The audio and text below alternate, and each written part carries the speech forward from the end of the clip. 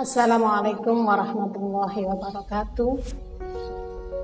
Hamdan wa syukranillah, amma ba'du.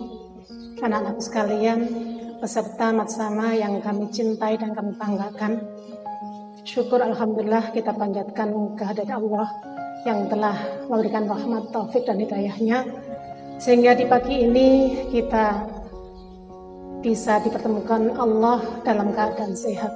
Meski pertemuan ini kita laksanakan secara virtual atau daring. Mudah-mudahan pertemuan ini tidak mengurangi semangat kalian untuk mengenal lebih jauh tentang madrasah kita tercinta. Dan mudah-mudahan ujian dari Allah melalui COVID-19 ini segera berlalu sehingga kita bisa bertemu secara nyata atau secara tatap muka. Amin. Shalawat serta salam tetap tercurahkan kepada junjungan kita Nabi besar Muhammad SAW yang telah memberikan suri teladan yang terbaik bagi kita. Anak-anakku sekalian, materi kita kali ini adalah mengenal tentang kurikulum yang ada di Madrasah Tsanawiyah Nidhamiyah Ploso. Adapun beberapa yang harus kalian ketahui, pertama adalah implementasi kurikulum, di mana kurikulum yang diimplementasikan atau diterapkan di MTS Nidhamiyah Ploso ini menggunakan kurikulum 2013 revisi terbaru, di mana struktur kurikulumnya mengacu pada KMA nomor 184 tahun 2019 yang strukturnya dibagi menjadi dua. Yang pertama, mata pelajaran kelompok A, dan yang kedua, mata pelajaran kelompok B. Adapun untuk mata pelajaran kelompok A, ini ada beberapa, diantaranya satu, pendidikan agama Islam atau bisa dikenal sebagai PAI.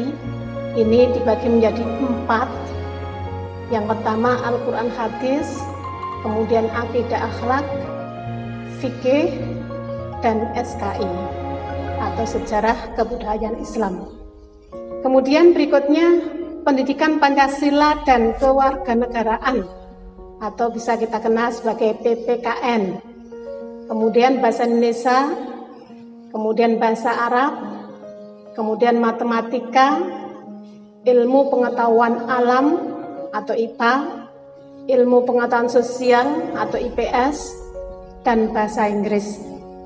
Kemudian mata pelajaran kelompok B, ini ada seni budaya, ada pendidikan jasmani, olahraga dan kesehatan atau yang sekarang bisa disingkat sebagai PJOK, kemudian prakarya, dan atau teknologi informatika. Nah, di sini di MTS ini untuk prakarya ini diterapkan di kelas 7, kemudian TIK di kelas 8 dan kelas 9. Yang keempat adalah muatan lokal. Di MTS Nidhamiyah ini ada 4 muatan lokal, yaitu yang pertama bahasa Jawa, yang kedua aswaja, yang ketiga tajwid, dan yang keempat baca kitab atau taklim. Kemudian waktu pembelajaran yang kedua, jadi di MTS ini dibagi menjadi 2. Yang pertama, jika nanti keadaan sudah aman dan sudah diterapkan kondisi normal serta diizinkan pembelajaran secara tatap muka, waktu pembelajarannya mulai jam 6.45. Kegiatannya apel serta doa bersama di depan kelas setiap hari. Kemudian masuk jam 7.00 sampai jam 7.40 kegiatan baca tulis Al-Quran setiap hari Senin sampai pada hari Kamis. Dilanjut jam efektif belajar mulai jam 7.40 sampai dengan jam 13.30. Sedang hari Jumat jam efektif belajar mulai jam 7 7.00 sampai jam 11.00. Hari Sabtu, jam efektif belajar dimulai jam 7.00 sampai jam 12.25. Masing-masing jam efektif belajar dikurangi jeda atau istirahat 2 kali, yang masing-masing 15 menit. Kecuali hari Jumat hanya jeda 1 kali. Yang kedua, pembelajaran secara virtual, maksudnya pembelajaran secara daring atau secara luring. Jadi daring itu dalam jaringan, luring luar jaringan. Ini bagi anak-anak yang terkendala HP. Jam pembelajarannya dimulai jam 7.00 sampai jam 12.00. Kemudian dikurangi jeda atau istirahat 1 jam antara pergantian jam pertama ke jam kedua. Kemudian dilanjutkan jam 12.00 sampai jam 14.00. Ini waktunya penagihan tugas apabila nanti Bapak dan Ibu guru memberikan tugas. Nah, sekarang yang ketiga, poin ketiga, jadwal pelajaran. Jadwal pelajaran ini juga kami bagi menjadi 2. Yang pertama, jadwal pelajaran kelas tatap muka.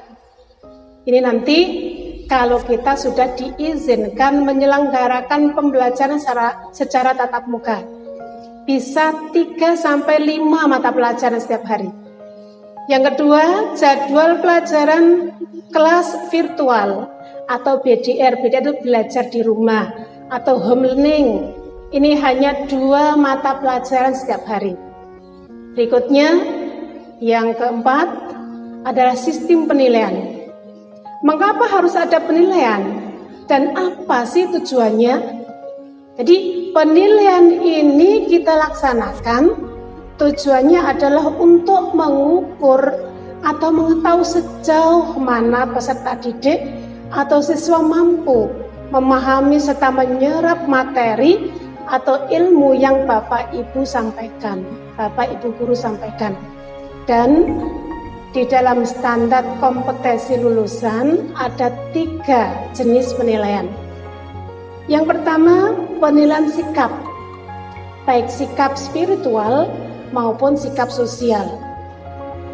Dan cara penilaiannya melalui pengamatan Bapak Ibu guru ketika proses pembelajaran. Tentang bagaimana respon siswa ketika Bapak Ibu guru menyampaikan materi yang dinilai apa? Keseriusannya, sopan santunnya, kejujurannya, tanggung jawabnya, dan seterusnya.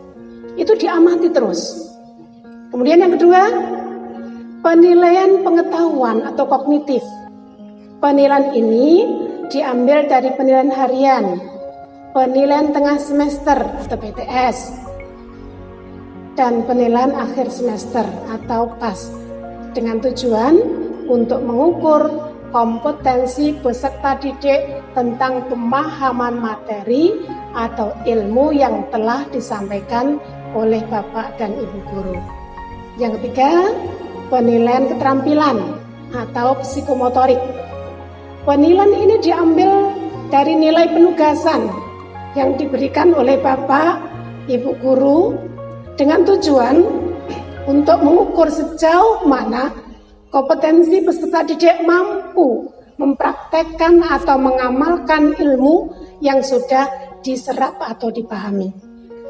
Dari ketiga jenis penilaian itu nantinya dijadikan sebagai standar kompetensi lulusan atau dijadikan sebagai pertimbangan kriteria kenaikan kelas yang nantinya nilai itu diinput oleh guru mata pelajaran melalui aplikasi raport digital atau ARD sekarang di setiap akhir semester sebagai bahan laporan kepada wali peserta didik untuk mengetahui kompetensi putra putrinya dalam proses pembelajaran di Madrasah Tsanawiyah Nidhamiyah Poso. Kami kira itu yang perlu kami sampaikan dan kenalkan tentang kurikulum Madrasah Sanawiyah Nidhamiyah Ploso. Mudah-mudahan kalian lebih mengenal, lebih senang, lebih cinta, dan lebih bangga dengan madrasah kita. Dengan harapan semoga kalian kedepannya menjadi anak-anak yang berakhlakul karimah, mandiri, terampil, sukses, serta bahagia, baik di dunia maupun di akhirat. Amin. Kurang lebihnya kami mohon maaf. Ihdinas siratal mustaqim. Assalamualaikum warahmatullahi wabarakatuh.